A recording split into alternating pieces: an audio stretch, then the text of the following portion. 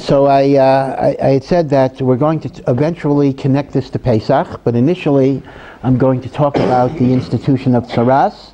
Saras is typically translated as leprosy. The modern condition of leprosy is a disease called Hansen's disease, and that does not correspond to the description of saras in the Torah. In fact, according to the oral law, according to Chazal, saras is not a medical condition at all. Saras is a physical manifestation of a spiritual rot. It is a message from God that something has to be corrected in one's life. Like addiction to that. Say again? Addiction. It could be something similar to that. Manifestation of a spiritual. That's correct. So the quarantine of the Metzorah, as we will see, is not because of contagious disease, but it's to give him an opportunity to reflect and introspect and do tshuva with respect to whatever it is that caused the saras. Now the Ramban points out that saras is actually a kind of gift from God because it's a feedback that you need to correct something. You know, I remember when I taught in law school, so in a typical law school classroom, there is only one exam at the end of a semester. There are no quizzes, not even papers for most courses. So as a result, a lot of students are very anxious. They always want to know, they want feedback. How am I doing? And the truth is, spiritually, we also are sometimes adrift. Like, how does Hashem view me? You know, and it's interesting that saras is a feedback, albeit a negative feedback, but it's HaKadosh Baruch Hu telling you that there's something to correct. And that is why the Ramban makes an interesting correlation that saras exists as a halachic institution only when there is prophecy. And that's why at the time of the beginning of the second Mikdash, when we lost Nevuah, we also lost the halachic institution of saras, because it is a form of prophecy, although it's not the most pleasant prophecy that we would like to hear. Now, we know the Torah divides saras into three groups. There is saras of the flesh, on the person. There is saras in garments. And there is saras in houses. And Chazal say that although there are a number of averos that cause the saras to come, but the primary avera for saras of the person is lashon hara. And indeed, Metzorah, motzi ra, he who says bad things about people. The primary avera for saras of the garment is gasus haruach, that means arrogance and gaiva, because clothing is often a vehicle for which one expresses their honor in the world. And saras of the house is a result of tsarut ayin. Tsarut ayin means selfishness in the sharing of your possessions. Like you don't offer your hospitality to people, you don't give tzedakah, you're not willing to do chesed, and therefore you're not using your home as a place to welcome people, and you're also concealing your assets, so to speak. I don't give charity, I don't have enough money. And what happens when your house gets saras is you have to take everything out of the house, so all of that hidden wealth that you might have in the house gets exposed. Now today, it would be questionable because we don't keep most of our wealth in the house, but okay, but be it as it may, symbolically the expression is all of your possessions are going to be exposed. Now Lamaisa, there is a kasha on this because the Gemara actually says that sarat of the bayit never happened according to one opinion, meaning it's a theoretical halacha that never existed. On the other hand, there's a contrary Gemara that looks at it the other way, that first Hashem punishes you, in other words, it's going up in punishment. First Hashem punishes you by making your home not habitable. Then it's your clothing, and only then it goes to the sarat or basar, which implies that sarat or basar doesn't come until you first go through the other two stages, and yet the other Gemara says that stage one literally never happened. So obviously, there are machloksim of this nature. They're hard to explain. I mean, another example is the rebellious son who is killed because he stole from his parents. The ben sorer umorer. So according to one opinion in the Gemara, there never was such a case. The halachos are so many and that it never happened. And the next line is, a certain rabbi said, it happened, and I was there, and I was next to his grave. Right? So how could there be a machlokas about something like that? But okay, but you see that in Chazal occasionally there are even machloksim on matters that you would expect to be absolutely factual. And how could there be a machlokas?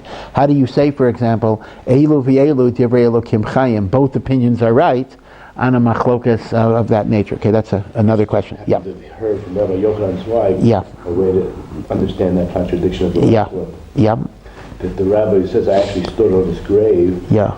Because the Metzorah Morer, if it's true, this person really is, he's so self-destructive, he never gets to court. Not that he actually was declared, but he was technically. That's a nice shot. In other words, he committed suicide or got killed in a drug shooting or something. No, it's very good. That's a very nice shot. Meaning, I've encountered the type of personality that would have been a Ben Zan. That's very excellent. Okay. But that doesn't answer my question of saras. Okay. We'll have to ask him if he has a shot for that. Okay. By the way, just Derech Agav Agav, I don't know how many people are familiar with Rav Yochanan Zweig. He's a big Rosh Yeshiva in Miami, and my own son attended his yeshiva. And he used to, did you say what? He was on Masada. Oh, okay. And my son would often tell me that this is the greatest secret in the yeshiva world. I guess not so much of a secret, but a lot of people don't realize what a great Rosh Yeshiva he is and what a great yeshiva he has. So it's kind of a... so if any of you have grandchildren or children in the States who are looking for yeshivas, Miami is certainly something to consider. A little commercial, I will send him the bill afterwards. But in any event, if you go through the idea of saras, the Rambam, who of course was a great doctor, makes the point that people think that the quarantine of the Metzorah is because of infectious disease. And in fact, they want to make a point, the Torah identified infectious disease, but the Rambam says no. Saras is not a contagious disease, except in the spiritual sense. And as I said, the isolation of the Metzorah is that, number one, Lashon Hara is toxic. Lashon Hara destroys communities. Lashon Hara brings dissension. So yeah, in a sense it's contagious. We have to isolate him because there is toxicity in that type of behavior, and he should realize that, and this brings a person to tshuva. But it is manifested in a physical way. No, of course. Saras is a physical condition, but it's a physical condition that comes from spiritual sin. Yeah. No, it is very physical. Such great lens to describe. Yeah. No, of course, it's very, very physical, but it's not a disease in the sense that. In fact, one should understand that even the quarantine of the Metzorah is not a real quarantine. I mean, his family can visit him. In fact, anybody can visit him. In other words, I'm allowed to visit a Metzorah. I'm allowed to talk to a Metzorah. He's not totally isolated, but he is chutz lamachaneh. And the lesson to him is, you are dangerous. You are a typhoid Mary.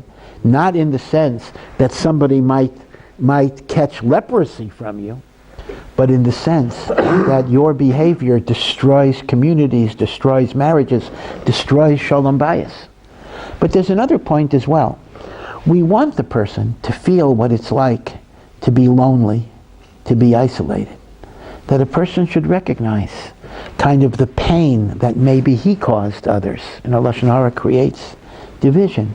And by experiencing the pain that he caused others, that is ma'orer a person to a great idea of tshuva. There's also a possibility of forced introspection, that by him being alone, even though he's not completely isolated, he's forced to, he's got all this time. Well, yes, that's correct. The term penitentiary was a term that the Quakers introduced in the I think the 18th century in Pennsylvania, because they looked at prison as the place of penitence, the place of reflection, the place of tshuva.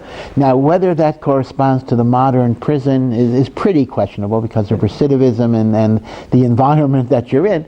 Sometimes it happens. Sometimes people generally, even Jews, there are Jews who become balei tshuva in prison. Certainly many Christians were born again, and it seems in many cases it was genuine.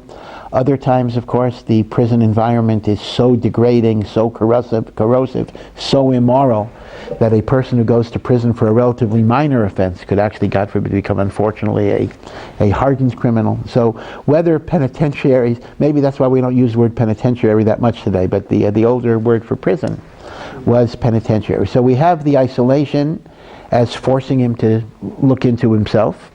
We have the isolation that he should recognize the toxicity of his behavior, and we have the isolation that he should experience the pain of the pirudim that he caused in society. Now, the one thing that we don't have an answer for is, clearly, the Torah didn't create a system where every time somebody spoke Lashon Hara, he got saras. If that would be the case, Eretz Yisrael would be one big lepers colony. I mean, what are you going to say? Every time I speak Lashon Hara. So obviously we're talking about habitual, but even then, we have to assume, we don't have numbers, that for reasons that only HaKadosh Baruch Hu knows, there must have been selective enforcement, meaning Ruvain might have gotten saras, and Shimon didn't. Hashem deals with Shimon in a different way, even though Shimon may have the same Aveira or may even be worse. Maybe only the more righteous people got saras as a direct message from Hashem, and the Rishon will get punished in Olam Haba.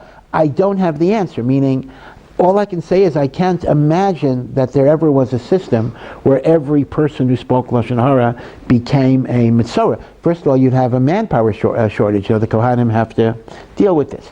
So we would have to assume that this was a selectively meted out type of punishment that only HaKadosh Baruch Hu knows exactly why, which is true for the Midas Hadin of punishments generally, right? All punishments. Some people get them, some people don't. In any particular case, there's an ultimate din v'cheshbon, but how it becomes manifested in particulars is something we really don't know. Now, one final introductory point, but then I'll go into the main thing which will connect to Pesach, is the pivotal role of the cohen. When a person has the saras, and we'll just talk about the saras on the flesh, which is a white splotch, he goes to a cohen, and a cohen determines if this is halachic saras or not. Even the greatest Talmid Chacham in the world, if he's not a Kohen, has no jurisdiction, no power to proclaim saras. If the Kohen is ignorant, he can use a Talmid Chacham as his advisor, so to speak. But it's the Kohen that pronounces. Now, what's amazing is that the Kohen is not like a doctor who is simply identifying a disease. Rather, halachically, the Metzorah does not become a Metzorah until the Kohen proclaims it to be so. It's like the umpires used to say, it ain't a strike until I call it a strike. Well, by saras, it's even more so. When the Kohen says this is saras, he's not saying you were a Metzorah. Rather, you're only a Metzorah from now. And that is why we have the ad halacha, that there are times in which the Kohen is not supposed to declare somebody a Metzorah, because it would take away from the joy of another experience. For example, if on Yom Tov for Chol HaMoed, somebody wakes up with saras, the Kohen does not declare saras until after the Chag. If somebody is married, then for the entire Shivat Yimei HaMishta, the entire 7 days of Sheva Brachos, no declaration is made. The Rambam himself uses that as a proof that we're not dealing with quarantine because of disease. If we were dealing with quarantine because of disease, it would be irresponsible to say, I'm not going to proclaim this disease because of simcha. You got to take care of it. Okay. Yeah. An example was shalom overrides truth. Yes, but this is a little different because the idea is it literally does not have the halacha of saras until there is a declaration. Now, there are 2 points to be made here. First of all, the role of a kohen. A Metzorah uses his speech in a negative way. Kohanim are exemplified by Aaron, who is Ohev Shalom for Rodev Shalom. Aaron used his speech to bring people together. In a sense, we tell the Metzorah, you have abused your power of speech to create dissension, to create machlokes. You must go to the Kohen and absorb what the Kohen does with the Koach HaDibur. Because the goal of Judaism generally is not to simply make you silent. Somebody might say, for example, oh, well, Lashon Hara is so serious, I just won't talk. That would actually be sinful. When the Torah says, Vayipach bi'apav, Hashem breathed into Adam, Nishmat Chayim, the spirit of life. The Targum Onkelos says in Aramaic, and this is very unusual for Onkelos because Onkelos is a very literal translation. Here Onkelos introduces a concept that the divine soul within a person expresses itself by Ruach Mamalola, through the power of speech. And therefore, one is supposed to talk. One is not supposed to forego the Koach of Dibur, but you use Dibur in positive ways, to exchange Torah ideas, to build people up, to offer comfort, to offer chizuk, even to give musar when it's warranted and in a proper way, but not to degrade and not to destroy. They tell the story when the Chafetz Chaim wrote his Sefer on the laws of Lashon Hara. So there was a Talmid Chacham who wanted to visit the Chafetz Chaim to kind of check him out. Because a lot of people had this idea that what the Chafetz Chaim is writing is not possible for a human being to keep. I want to see if he's a hypocrite, if he lives by the standards that he writes about. So the person noticed that the Chafetz Chaim, had guests on Shabbos, as poor as he was, and he was quite talkative. He was telling stories and telling maisim and telling varklach. And then he noticed that the Chafetz Chaim had a son-in-law who was such a Yarei Shamayim that he didn't say anything. He would be quiet. He didn't want to say anything that would be improper. So at first glance, the person said, why are people making such a big deal about the tzidkas of the Chafetz Chaim? The son-in-law seems to be so much greater because he doesn't say a word.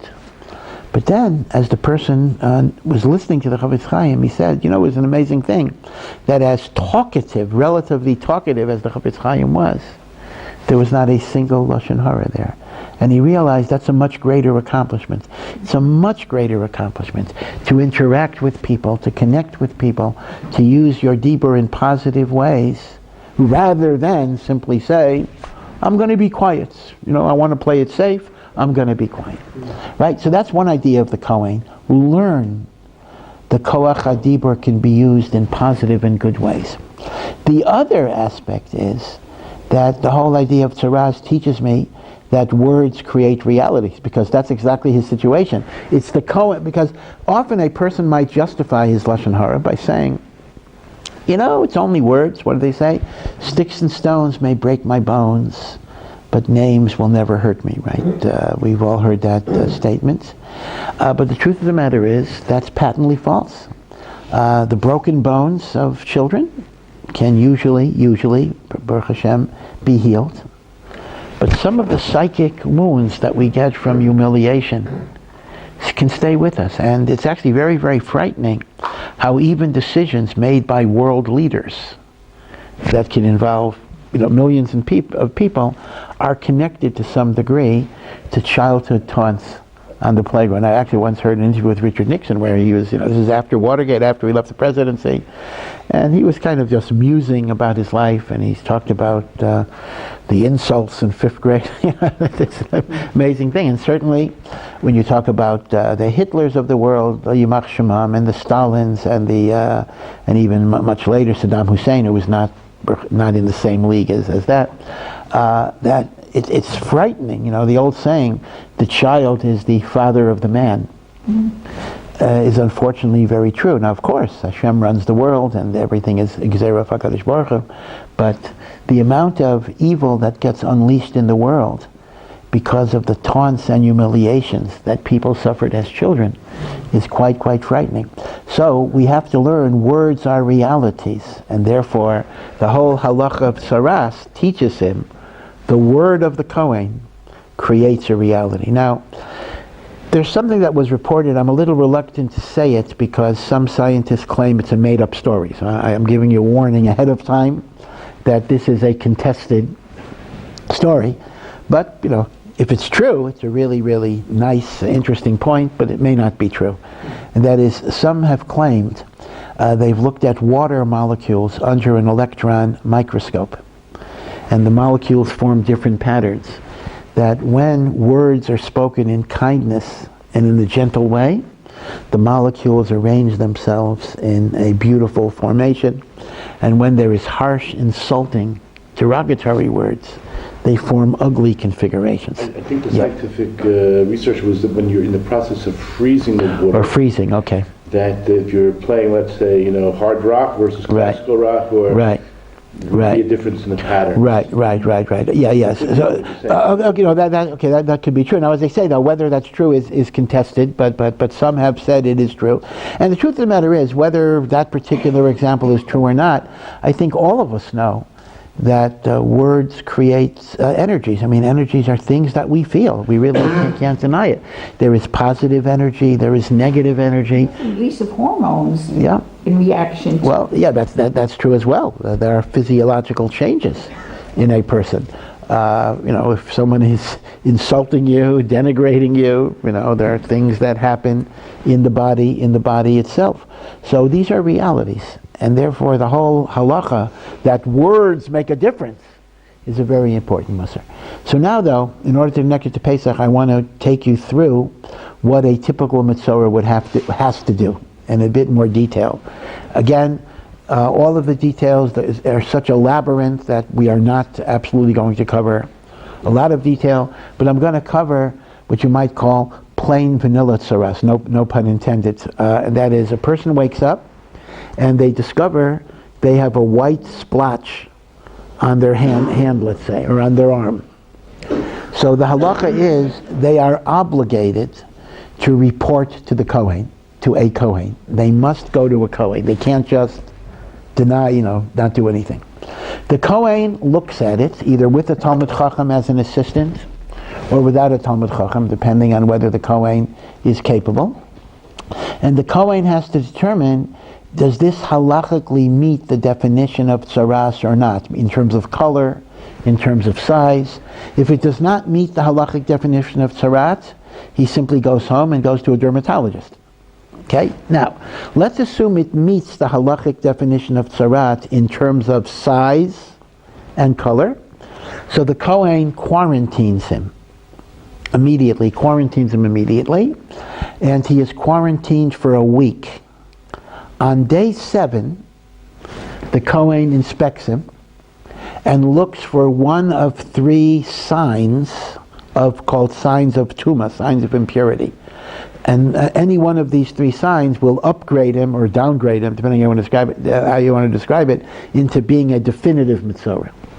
One is that if there was a splotch, let's say, on his arm, and the hairs were originally black, even though there's a white nega, if 2 of those hairs turned white, he is immediately upgraded to a definitive Metzorah. That's called sar lavan, but it has to be 2 hairs. The second siman of Tumah is the nega, the splotch, has grown. It's bigger than it was, even by a little bit. That is called pisayon. And the third siman of Tumah, which is counterintuitive because this seems like something good, but it's actually something bad, is that in the middle of the nega there is some clear flesh, meaning it was all white a week ago, and now in the middle there's a spot of regular flesh. That's called michya, live flesh. So those are 3 simanim of Tumah. We have a common denominator. Yeah. Change. Change, of course, yes, change, that's right. The 3 simanim are the black hair turned white, the second is pisayon, expansion, and the third is michya, some flesh in the middle, which is now clear. Now, if he has any of those simanim, he is a definitive Metzorah, and he will remain in quarantine until it goes away, and then he has to count 7 days, and he has to bring sacrifices. So it may be a week, it may be 6 months, it may be a year theoretically, it may be his whole life, although that's generally not the case. But when it goes away, he counts 7 days, brings sacrifices. Now, let's say it's day 7, and he doesn't have any of those changes. He is quarantined for a second week. And then at the end of the second week, he is inspected for those 3 changes. If they happen by the end of week number 2, he's upgraded into permanent saras until it goes away. If not, if by the end of the second week there is not a siman tuma, he goes home, even though the original leprosy is still there. He actually goes home, and at that point, he deals with the dermatologist. He does not deal with the cohen anymore. Yeah. Is there a connection between the word saras and psoriasis? Absolutely so. Absolutely so. Psoriasis is the Greek translation. I mean, they took the Jewish word. The Greek translation of sarat is psoriasis. However, today, don't worry about it if you have psoriasis. First of all, generally speaking, it's not the shade of white that would typically be saras. But number two, if we don't have the cohen who is authorized to make a person saras, so it's not declared, so it's not, it is not saras. In fact, the word therapy also is connected to is a Greek word connected to refuah, therapy, right? So there are many Greek words because they come from the Greek, the Septuagint, the Greek translation of the Chumash introduced these words, which later entered English through Greek, and then Greek influenced Latin, and Latin we got incorporated into English. English is a mixture of, right? English is like Yiddish, right? English is a mixture of many different languages. There's a Germanic base, and then there's also Latin, Greek, and other things that came in. Okay, so what I want to talk about is the following, and again, this will connect to Pesach. I want to talk about what is the spiritual significance of these three simanim of Tuma.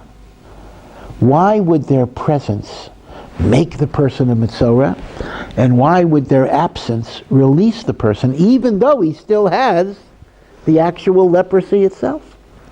So here's the thing. As we said a few moments ago, the whole purpose of the Metzorah's quarantine is to give him time and opportunity to reflect on his sins, do a cheshbon hanefesh, do a tshuva, to realize the toxicity of his behavior, and to feel the pain that he caused others.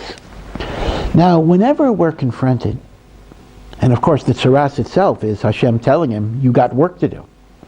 But whenever we're confronted with things that need to be changed or worked on or improved, we immediately go into a defense modality. We have defense mechanisms that try to get us off the hook. And there are three possible mechanisms that may be involved. Mechanism number one we'll call self-justification, meaning instead of acknowledging I did something wrong, I will give myself excuses and justifications for what I did. In the case of Lashon Hara, which is only one example, there are numerous justifications, I put that in quotation marks, that people give themselves, although they're not halachically valid. A person might say, everything I said is the 100% true. Now, obviously, everyone here knows that the fact that something is true has nothing to do with a heter of Lashon Hara.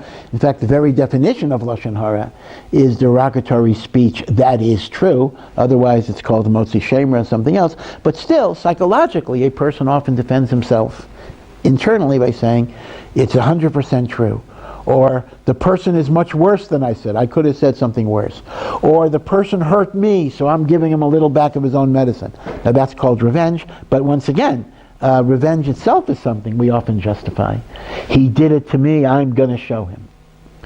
So the very first defense mechanism we have is simply a denial to ourselves that we did anything wrong. We invent all sorts of justifications. One of the English expressions for justifying something that you really know is not good is called whitewashing. You whitewash. That's why Lavan, Yaakov's father-in-law, Lavan is called the whitewasher, because all of the deception that Lavan engages in, he always has some excuse. When he switches Leah for Rachel, so Lavan sounds like the tzaddik. Lavan says, I'm sorry, I don't know where you come from, mister, but we are a refined society where the younger daughter does not get married before her older sister.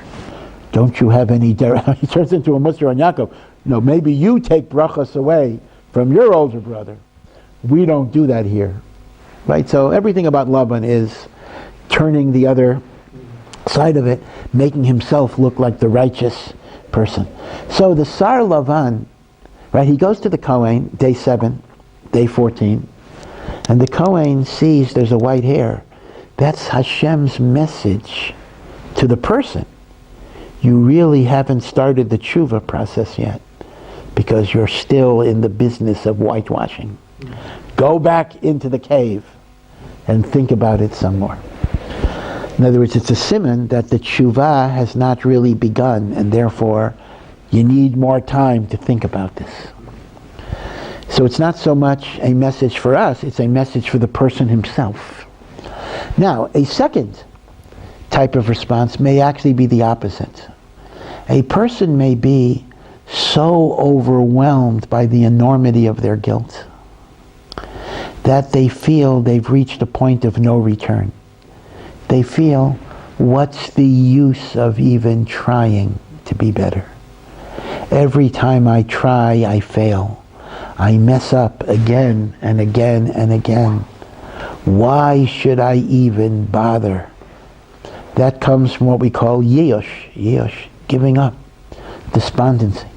I just happened to see a part of a video on cleaning for Pesach, and it really was a kind of a poignant scene. And maybe something has happened to us, where this woman was scrubbing away, and she was meticulous. She went through every single inch of everything. And like Erev Pesach, she just knocked over a box of Cheerios that, the Cheerios scattered.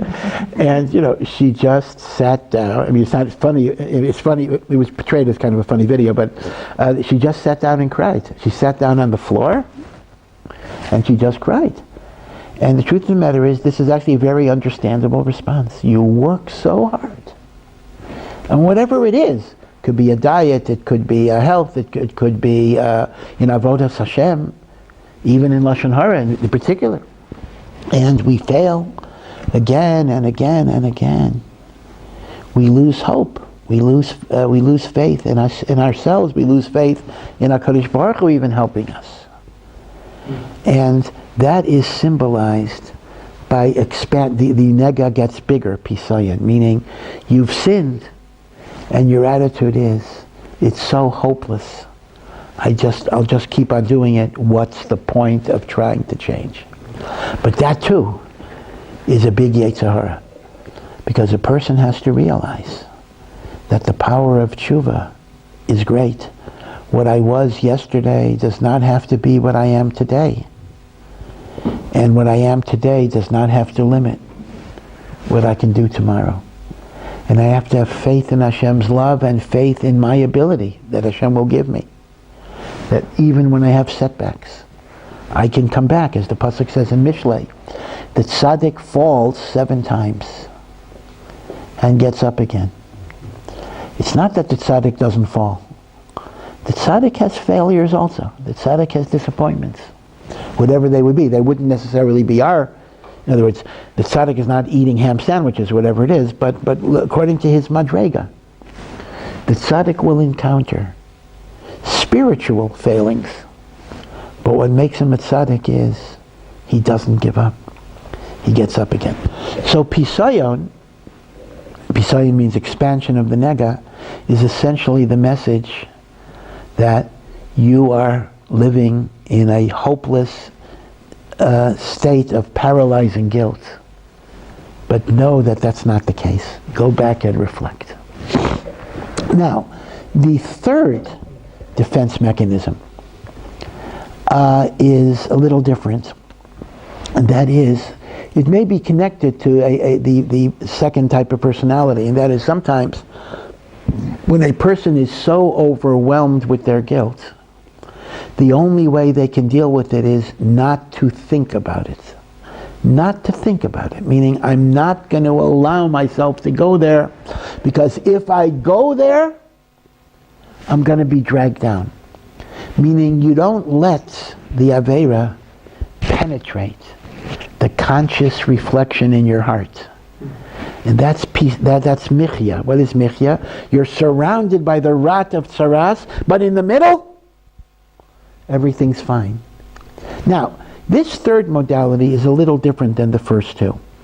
The first two modalities, denial of responsibility by justification, or overwhelming, paralyzing guilt, although we all go through both of those at different times, we can pretty much say they are not proper. They are not true and they are not proper. The third one may sometimes be necessary. I mean, Judaism recognizes that sometimes a problem may be so overwhelming that you need to put it on hold. You need to put it in the recesses of your consciousness. Huh? Yeah, right. You have to put it. You have to put it away. You have to go on. You do have to sweep it under the rug as a temporary measure. Like a denial, you say? It's not a denial. It's just not thinking about it. I don't think about it. I know it's there. It's not. Denial would mean I deny that it happened. This is not thinking about. So as a temporary measure, and temporary is a matter of degree, how much time that is. Is it 50 years? Temporary. But eventually you got to confront it, though. Eventually. You have to go back when you're strong, when you've accomplished, when you feel the light of Hashem. You then go back. So the third is also an incomplete tshuva, but it may be justified under the circumstances. But therefore, that's the symbol of the michya, and therefore the Metzorah goes back. So essentially, the three simanim of Tuma represent the three types of excuses that we have for not dealing with our problem. One is we justify, the other is we are overwhelmed with guilt, and the third is we don't allow ourselves to think about it because it'll typically be paralyzing. That's why there's a bit of an overlap. And in all of those cases, therefore, the message is you have not really begun a tshuva process. You need to go back. Now, if at the end of 2 weeks there is no siman tuma, even though he still has the saras, so apparently the underlying sin is still there, but at this point he can become an outpatient. At this point we can tell the person, listen, in the absence of the simanei tuma, the tshuva is being undertaken in a very good way.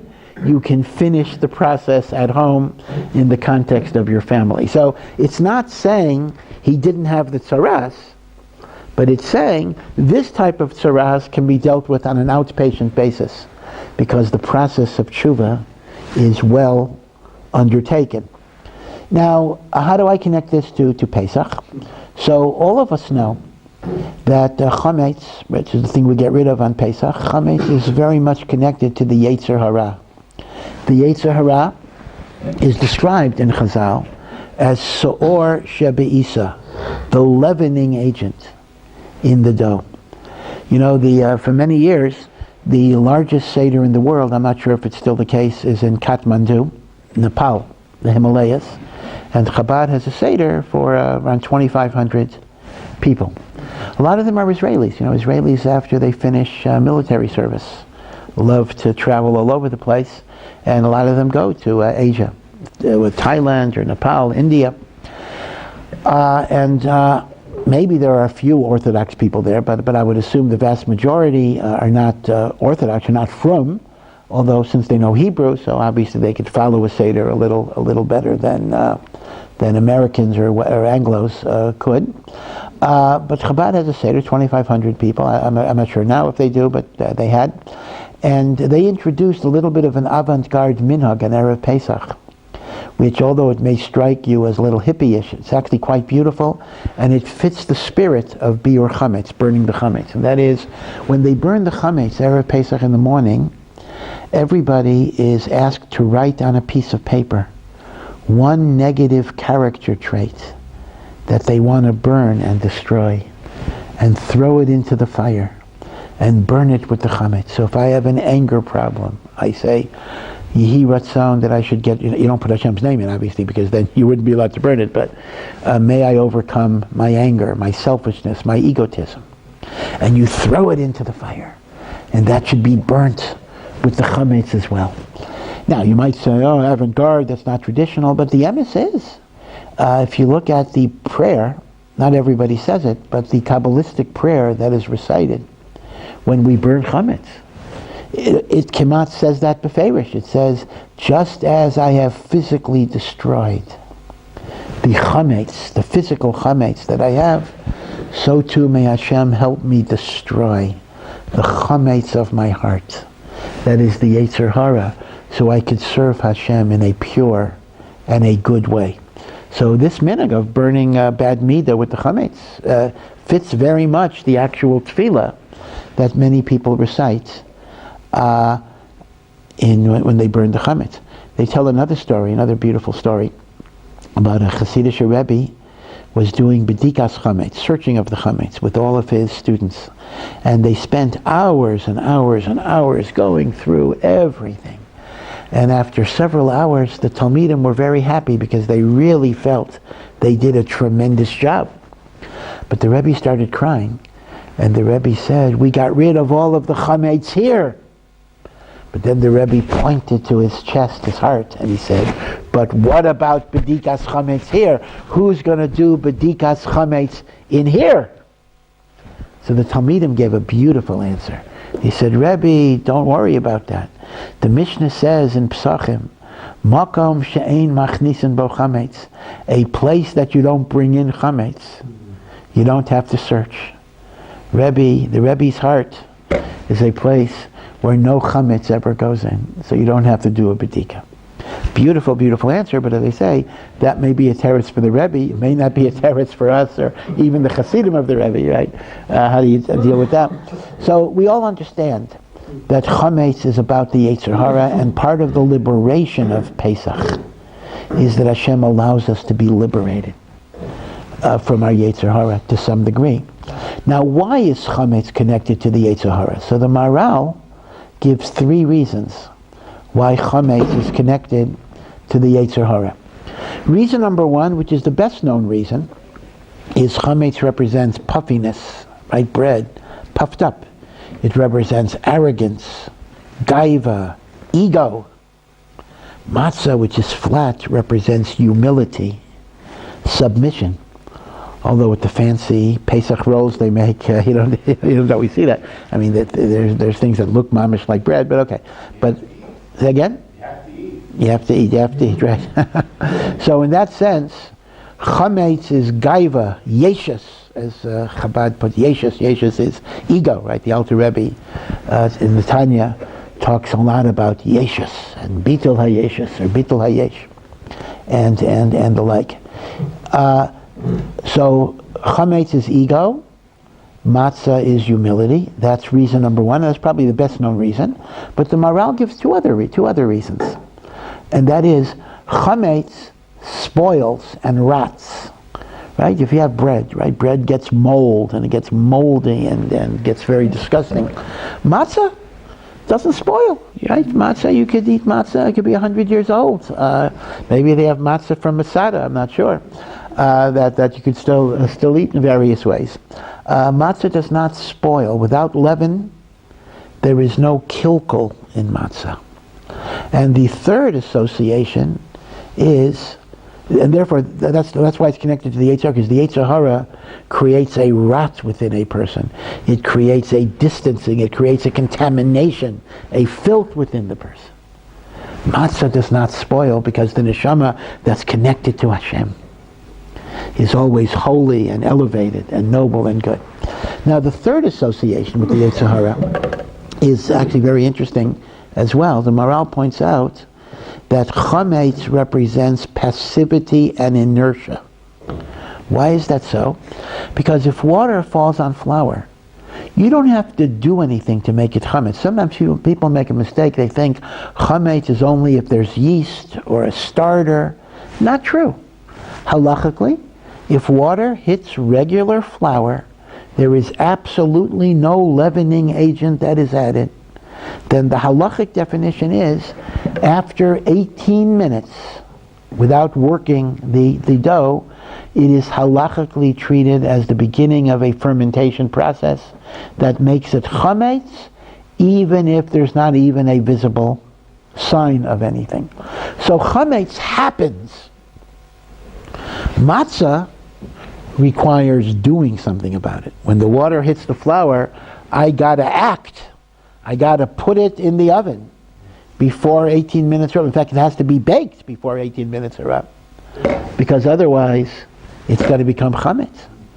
So the Maharal points out, therefore, there are three associations between chametz and matzah regarding the Yetzer Hara. Number one, chametz is ego, matzah is humility.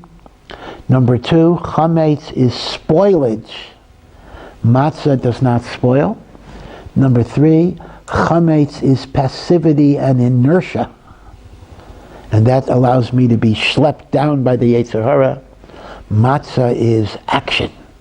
Kedusha requires action, right? The world, just as physics teaches, the nature of the world is it winds down towards chaos. Life is like a downward escalator. If you simply stand still, you are going down. You have to consciously strive to go up, and that is what matzah represents. Matzah is action. Now, if you think about this corresponds actually very nicely to the three simanim of a Metzorah, because whitewashing, the black hairs turning white, that comes from arrogance. When I try to defend my actions, when I refuse to admit that I've done anything wrong to myself, when I simply give an excuse for everything that I'm doing, that actually comes from arrogance and gaiva. Now, if you delve more deeply, I don't want to psychoanalyze this totally. In point of fact, arrogance itself often comes from insecurity and a lack of self-esteem. I mean, that's an interesting point. I need to be arrogant because that's the protective veneer that keeps me going. But at least on the level of actual justification, that is arrogance. I am too great to admit that I did something wrong. So therefore, the siman tuma of sar lavan, whitewashing, corresponds to the idea of chametz as a sign of gaiva and arrogance. Now, the pisayon, which is the helplessness and the hopelessness and the despondency of feeling I can never change, and that's the yiyush, and therefore I might as well keep on going. That represents the progressive rot of bread, of the chametz, in which the person feels, I've already started down the path of destruction. I might as well keep on going. What's the point of trying to change?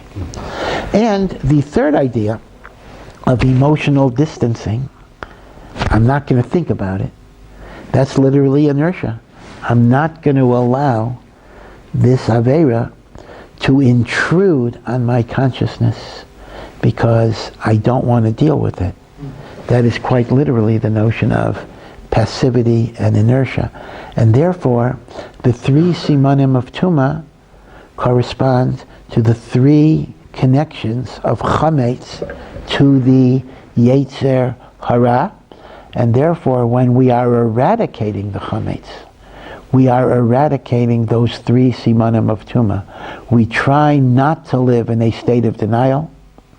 We try to recognize that no matter how many averos we have done in our lives, there is always, always, always the capacity for growth. And we recognize the importance of taking action and not being passive in avodas Hashem. Things do not fix themselves of their own accord. You have to, we, all of us, we have to try to work on what we need to work on. Now again, there may be a time and a place, as I indicated, sometimes you do put things on the back burner because you have to focus on other things that build you up. Because only when you're in a position of strength are you able to work on chesronos, and sometimes the advice might be, don't tackle that problem yet. Particularly in Sifrei Chasidus, we often find a metaphor that the way you deal with darkness is not by attacking the darkness, but by generating more light. So a person builds the mitzvos that they're good at, and that kind of gives them strength to then deal with the Yetzer Hara. So that may be true, but eventually you got to deal with it, because you can't, I think I may have told you this story, forgive me for repeating it, you can't really correct a problem until you acknowledge that it exists, and therefore it has to come to the level of consciousness. I think I told you when I first moved to Silver Spring, Maryland, and I was commuting to Baltimore, where I taught in the law school, so I had to go on the Highway 95 North, which is a very famous highway in the East Coast. And if you're not careful, there's a turnoff to 95 South in the right lane. So I remember when I first moved, and I was not so conversant with the road, and I was distracted. So all of a sudden I'm driving, and I noticed the Washington Monument and the Jefferson Memorial, which I never remembered seeing on my way to Baltimore. So I thought to myself for a second, oh no, am I in Virginia? And I didn't want to acknowledge that because I didn't know how to correct myself. So instead, I remember I started telling myself, you know, maybe you do see it on the way to Baltimore. Maybe you never noticed. I literally, I can't even explain this. I knew I was wrong, but I didn't want to admit it. I started saying, you know, maybe you do see it. Yeah. So the point is, and, of course, in investments, people do this all the time. This is the proverbial statement, throwing good money after bad money, right? I invested $1,000 in something, it's a bust. I keep on putting more and more money in, thinking it's going to change, and of course I'm ignoring Einstein's famous observation that the definition of insanity is to do the same thing over and over again, expecting a different result. And we do this all the time, and in Ruchnius we do it as well. But Pesach is about being honest. Again, and we're not talking about confessions to everybody in the world on the New York Times or Jerusalem Post or whatever it is, but to be honest to yourself. Because after all, the reality doesn't change. We can go through all sorts of denials and all sorts of games, but the reality is the reality, and Hashem knows the truth, certainly. So we're doing ourselves a service if we are honest with ourselves. And if one is honest with oneself, then one can indeed take the steps that are necessary. So I want to wish everybody a Chag Kosher v'Sameach. May we be zocheh to burn not only the physical chametz, but the chametz of our hearts, and to achieve a connection with HaKadosh Baruch Hu that's very intimate and very dear and very, very precious. And in that way, the holiday of Pesach will be a Zman of Geula for each individual person, and Be'ezrat Hashem, it should be a stepping stone to the Geula Shlema of Klal Yisrael with Bias HaMashiach and Binyan Beis HaMikdash B'mheira v'yameinu. So good Yom Tov.